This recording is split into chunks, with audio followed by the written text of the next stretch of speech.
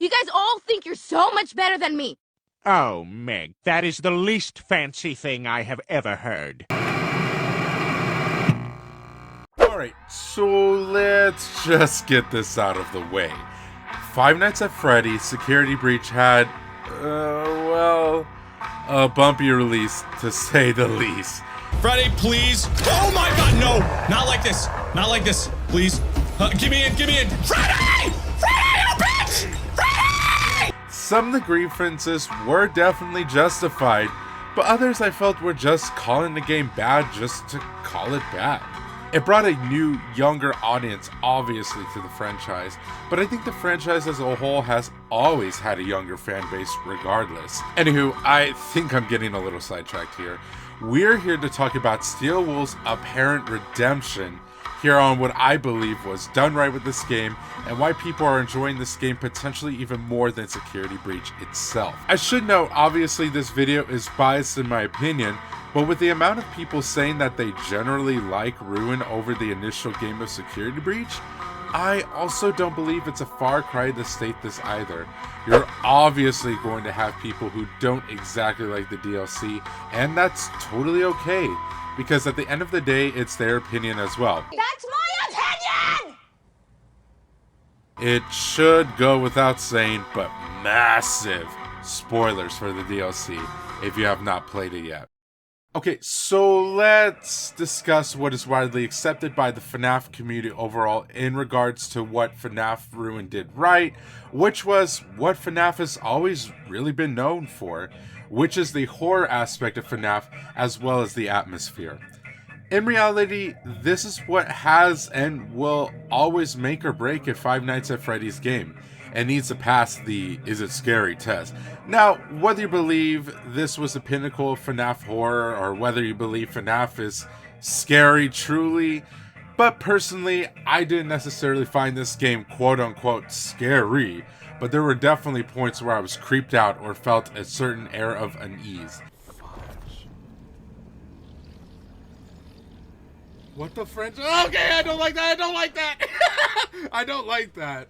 I actually don't like that. The general consensus is that the game is definitely scarier, and it's definitely a massive improvement from the original Security Breach game. I will one day go more in depth into Security Breach, but for now, I think comparing this to this does show already a significant improvement on the quality of jump scares. Jump scares, whether you like them or not, have been the cornerstone of FNAF.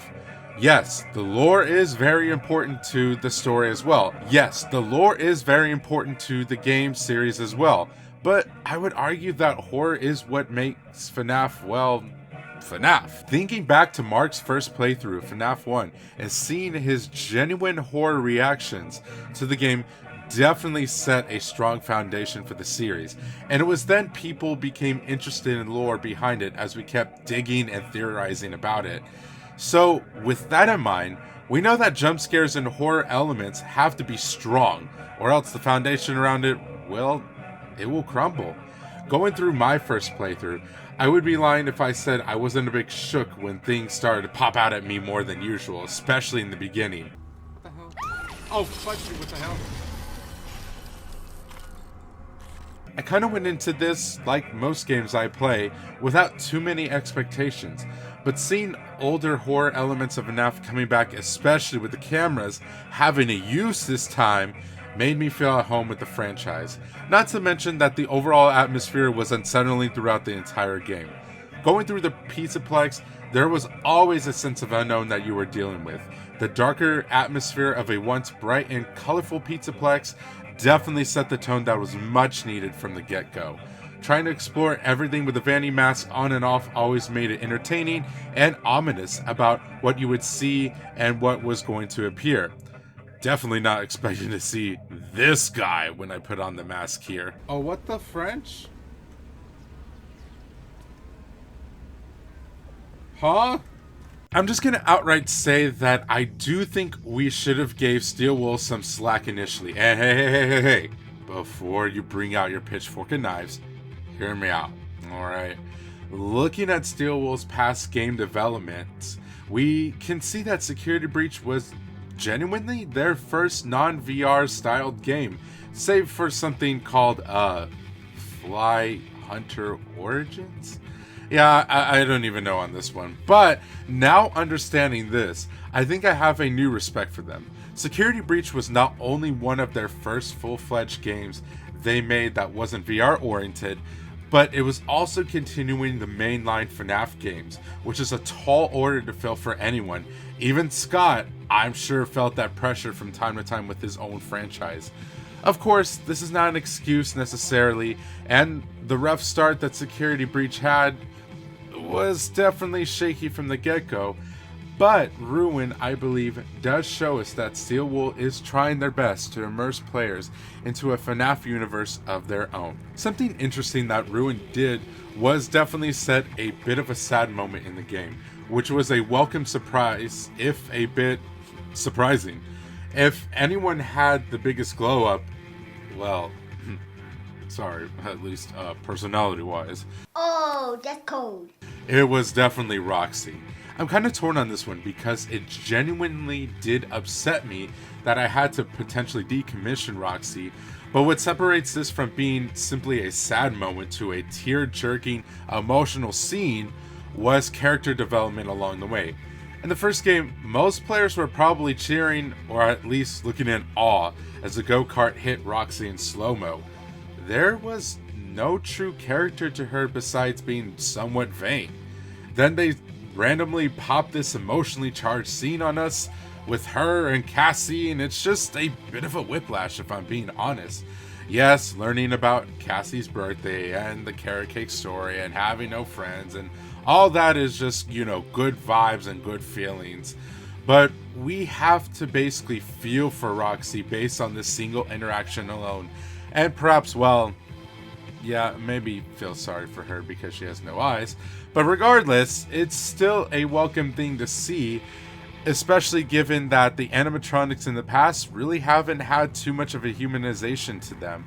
So hopefully we can see more animatronics fleshed out in the future, as I think this would be kind of a welcome thing for the FNAF series. As with anything, there's of course going to be discourse with all of this whether something was quote-unquote good or quote-unquote bad. Gameplay and storytelling are ones that seem to be in a gray area with most fans here, with some of them stating that the endings felt lackluster, or that the story felt like it really didn't add much beyond Mimic and potentially the fate of Cassie. Gameplay wise, well, at least it's playable, and it definitely seems way more polished than its predecessor. It's certainly not much different from the original Security Breach, except for the fact that hiding is very limited. There's basically only one puzzle you have to constantly solve, just in slightly different formats. And not to mention that while the Vanny mask was a cool addition, this adds in a totally new element to FNAF that may have potentially jumped the shark for the series, if I'm being honest. Okay, hold on. We're getting into some freaking dinky stuff. I know the Elon neural network, Elon's gonna freaking call this like the X mask instead of the Vanny mask. Trying to explain it lore and story wise, well, I can definitely tell you one thing. Matt Pat is going to be scratching his head for quite a while trying to figure this out. I think adding this new element might have been cool from a gameplay perspective, but now even hardcore FNAF fans have no clue how this is going to be explained without some magical or unlogical answer. I mean, yeah, we've accepted Revenant, Dead Souls possessing animatronics, and even sentient AI taking over others. But in a way, these kind of fit within the story if you think about it. When we apply the theory of suspension of belief here, we know that logical thinking doesn't need to fully apply here because it's something we have accepted as a community, and it's bolstered by the fact that many people accept the idea that souls exist even outside the body, that ghosts can leave behind residual energy like remnant to haunt places, and with the fear of sentient AI on the rise, especially in 2023, it makes it seem more believable. But a mask that lets you warp reality and puts you into another plane of dimension, yeah, That sounds more like the reality of Stone is attached to that mask rather than some kind of haunting happening around here. Let's also be honest here, the story was rather predictable. I am not exactly Sherlock Holmes when it comes to plot twists, but we knew that Gregory was not Gregory from the beginning. It didn't take much convincing for me to already assume something was wrong from basically the beginning when I heard him. If you can hear me, turn off all security. Turn it all off. Security? What are you Tell me talking why I don't about? think that's for Gregory. None of this makes sense. Security knows. Find them and turn them all off. I can't get out until that happens. No. Gregory? Wait. Security notes? No, right, I don't. What the heck are those? No. That ain't Gregory. That ain't Gregory. Or if it is, Gregory's dead. And he's a part of the frickin' blob. Plus, the story, while a cool add-on to Cassie, and I'd argue even a better protagonist than Gregory, there really wasn't much story or lore added into things until the end of the game, where we found out more about the Mimic, which means that a lot of the story felt kind of like filler up until that point. As Casper or Emmy points out, someone from my Discord, they kind of summed it up perfectly with how the overall community is thinking with it, and they highlight things like how Eclipse was a cool concept, but we barely saw them on screen for a few seconds, and characters like Vanessa were very underused still to this day. Although, big emphasis on Candy Cadet being cool though. Love you, Candy Cadet. Never change. Candy, candy, candy. But if we do think about it, in reality, I do believe that this is a major step up from Security Breach. As Lucky tells us, they, well, unruined it, which I basically think sums up how we feel about the transition between the original game and the DLC.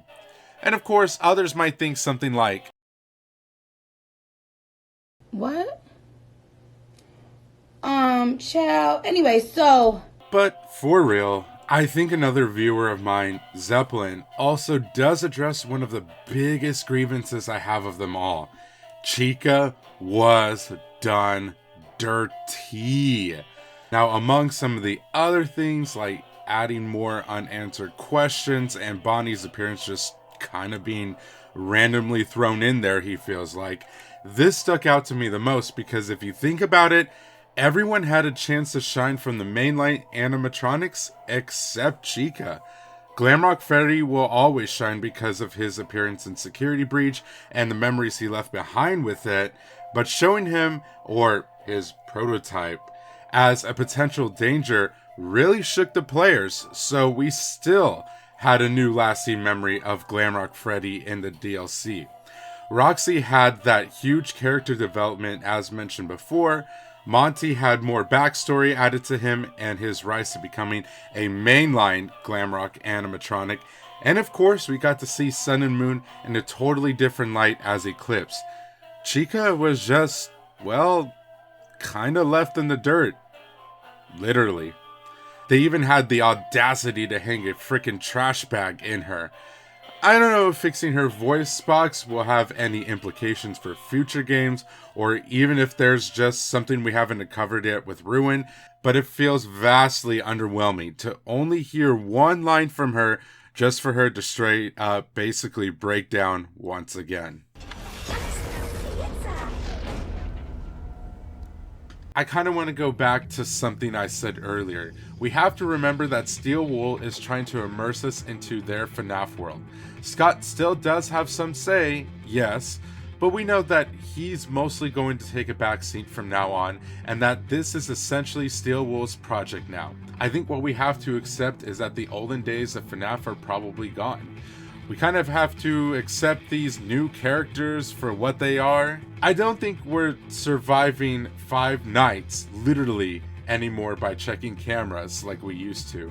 Some people may welcome this change, some people disdain it, and some other people might even just be sticking on the ride because of their love of FNAF in general. All I know is that things are more likely going to be in this kind of setting moving forward, and hopefully Steel Wool can continue to perfect their craft. It's hard to make a game, in my opinion, as an open world adventure mixed with horror because, well, quite frankly, a lot of the jump scares and horror elements will often be predictable. Like a dominant pizza chain. I already knew you were gonna do something. Yeah, okay, buddy boy.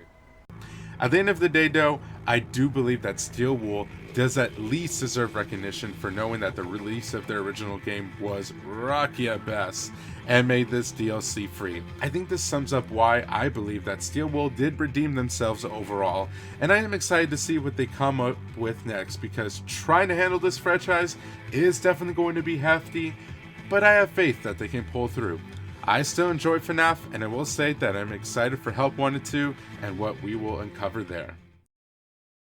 Thank you all for watching, God bless, and all the good stuff, and I will see all of you on the next video or stream.